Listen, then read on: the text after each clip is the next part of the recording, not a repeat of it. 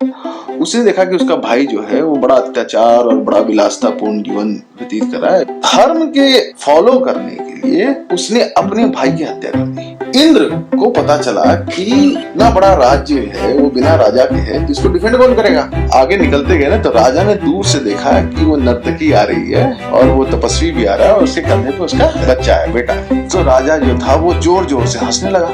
अब जो ये तपस्वी था, इसको लगा कि राजा ने मेरी तपस्या तोड़ने के लिए इतना बड़ा प्रपंच रचा है।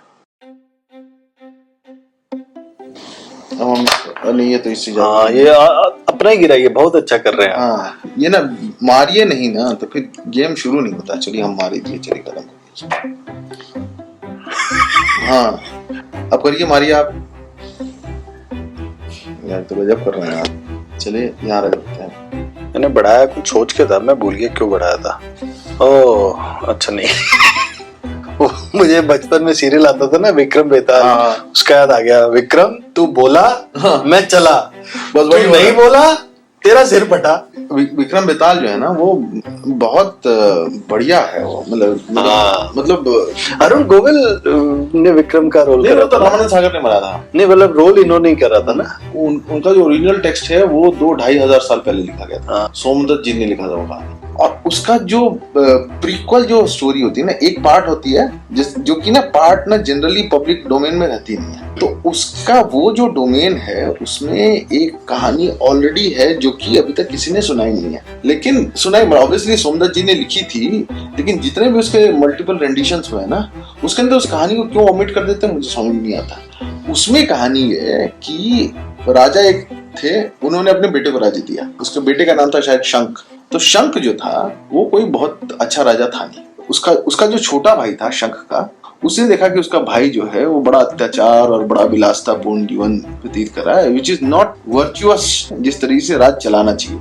तो धर्म के फॉलो करने के लिए उसने अपने भाई की हत्या कर दी। वो जो छोटे भाई थे जिन्होंने हत्या की, उनका नाम था विक्रमादित्य।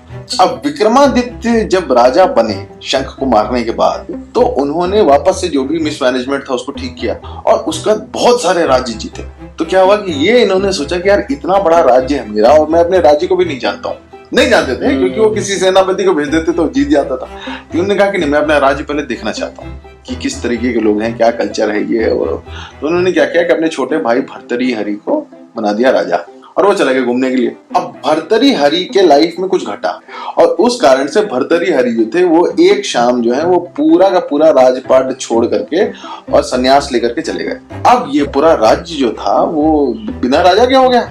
इंद्र को पता चला कि इतना बड़ा राज्य है वो बिना राजा के है, तो इसको डिफेंड कौन करेगा। तो उन्होंने एक राक्षस भेज दिया और राक्षस जो था वो उस राज्य मतलब जो कैपिटल रहा होगा उस कैपिटल के चारों तरफ वो पहरा देता था। अब ये बात जो थी ना वो खबर फैलती गई बहुत जबरदस्त। फैलते फैलते वो विक्रमादित्य के पास पहुंची जो कि घूम रहे थे। तो वो हड़बड़ में बेचारे वापस आए कि यार राज्य मेरा भाई छोड़ के चला गया, ये तो यार अजीब ही हाल है।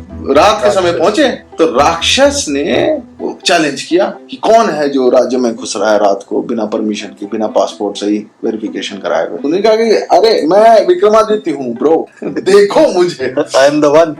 बोला कि मैं नहीं मानता। अब उसने क्या किया, उसने चैलेंज कर दिया कि मुझे अगर तुम हरा दोगे तो फिर मैं मान लूंगा कि तुम विक्रमादित्य हो, क्योंकि विक्रमादित्य जो है वो मुझे हरा सकता है, ये मुझे इंद्र ने कहा है।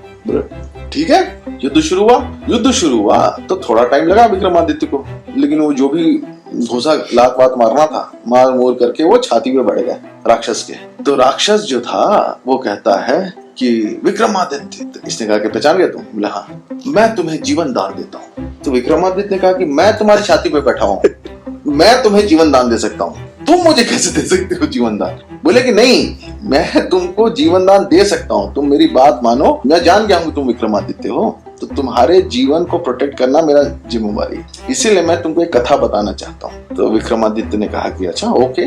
उसके बाद विक्रमादित्य ने राक्षस को छोड़ दिया और राक्षस जो था वो अपना आया बैठा आराम से। उन्होंने कहा कि हे विक्रमादित्य, मैं जान गया हूँ कि आप विक्रमादित्य हैं, क्योंकि आपके अलावा इस पूरे ब्रह्मांड में कोई मुझे नहीं हरा सकता। तो आप सुनिए, आपके लिए बहुत इंपॉर्टेंट कथा है जो मैं आपको सुना रहा हूँ। तो उसने बोले कि अच्छा सुनाओ। तो कहा कि आज से बहुत साल पहले एक राजा घूम रहा था जंगल में, तो वहां उसने देखा कि एक तपस्वी पेड़ पे उल्टा लटक करके और सिर्फ धुआं सूंघ करके, मतलब नीचे उसने आग जला लिया था और धुआं का ही पान कर रहा था वो, और वो बड़ी कठिन तपस्या कर रहा था। तो राजा को बड़ा अमेजिंग लगा वो, तो राज्य में आया, उसको लगा कि बताओ तपस्वी लोग कैसे कैसे तपस्या करते रहते हैं। तो ये बात वो अपने दरबार में बता रहे थे। तो दरबार में जो नृत्यांगना होती हैं, तो उन्होंने ये बात सुनी, तो उन्होंने चैलेंज किया राजा को कि हे राजन, मैं उस तपस्वी से एक पुत्र रत्न की प्राप्ति करूंगी। तो राजा को लगा कि अच्छा करोगे? हाँ, अब मैंने ये प्रण ले लिया है आप सबके सामने कि आप मुझे इस तपस्वी का ये बताइए एड्रेस, जीपीएस लोकेशन, मैं उससे विवाह भी करूंगी और एक पुत्र लेकर के आऊंगी, मैं आपके राज्य में उपस्थित होंगी, मैं उसकी तपस्या तोड़ के दिखाऊंगी, मतलब आउट ऑफ अम्यूजमेंट। तो राजा ने कहा ठीक है, चैलेंज एक्सेप्टेड, जाओ।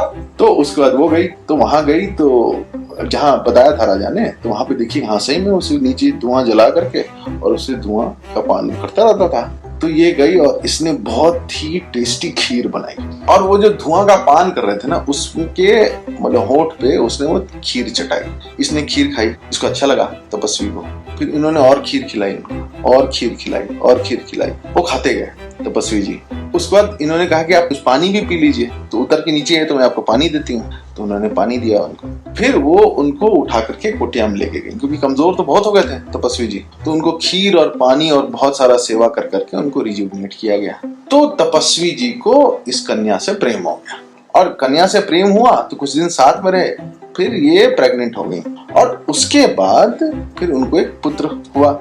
जब पुत्र हुआ तब इन्होंने कहा कि हे तपस्वी, अब आप जा करके जो भी आपने ये तपस्या बीच में छोड़ करके आप मेरे साथ आ गए थे, उसकी आप पूर्ति करिए, और ये पुत्र रत्न को मैं पालूंगी। तो तपस्वी जो थे वो आसक्त थे थोड़े, भाई बच्चे वाइफ सबको लेकर के परिवार हो गया था उनका। तो वो कंधे पे बैठा करके इन्होंने कहा कि तुम कहाँ रहोगे, तब तुम तो जंगल में रहोगे नहीं, बल्कि आप मुझे नगर तक छोड़ दीजिए, मैं पुत्र के साथ चली जाऊंगी, आप अपना रास्ते चले जाइए। तो वो जब वापस आ रहे थे तो उन्होंने बच्चे को कंधे पे बैठाया हुआ था।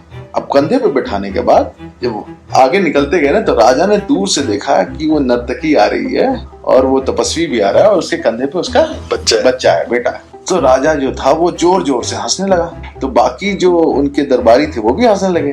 फिर वो तपस्वी को समझ में नहीं आया कि क्या हुआ। तो राजा ने कहा कि वो देखो नर्तकी जिसने की एक प्रण लिया था हमारे सामने, और अपना प्रण पूरा करके एक विजय रथ पर सवार होकर के आ रही।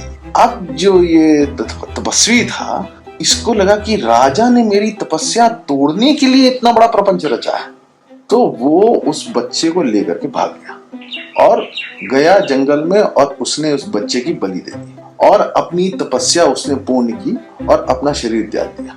और इधर राजा जो था वो भी बूढ़ा हो गया और उसने भी अपना शरीर त्याग दिया। अब ये तीन जो लोग थे, एक बच्चा, एक तपस्वी और राजा, इनका जन्म एक ही नक्षत्र में, एक ही तारों के समीकरण में हुआ, एक ही समय। तो जो राजा था वो राजा के परिवार में पैदा हुआ, जो बच्चा था वो एक तेल का जो व्यापार करते हैं उनके यहाँ पैदा हुआ, और जो तपस्वी था वो वापस से पैदा हुआ एक कुम्हार के यहाँ। और राजा को अपने पिछले जन्म का कोई ज्ञान नहीं। जो तेल का व्यापार करने वाले थे जिनके यहाँ वो बच्चा पैदा हुआ था, उसको भी अपने पूर्व जन्म का कोई ज्ञान नहीं था। लेकिन जो कुम्हार था उसको अपने पूर्व जन्म का ज्ञान था, तपस्वी को।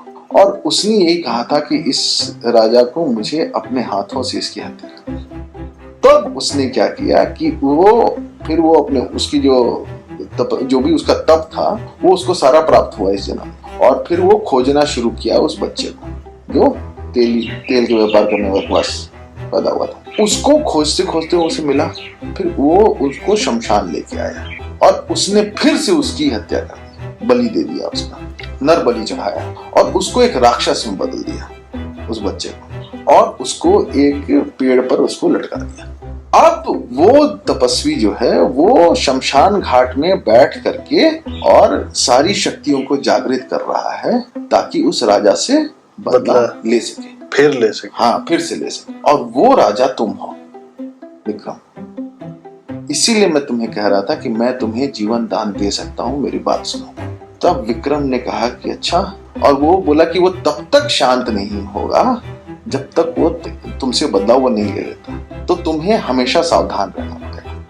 विक्रम ने कहा कि ठीक है, आपका ध्येय मुझे प्राप्त हो गया, अब मैं इस बात का ध्यान रखूंगा। और फिर विक्रम ने उस राक्षस को आज्ञा दी कि अब वो इंद्रलोक जा सकें और वो राज्य के लिए चले गए।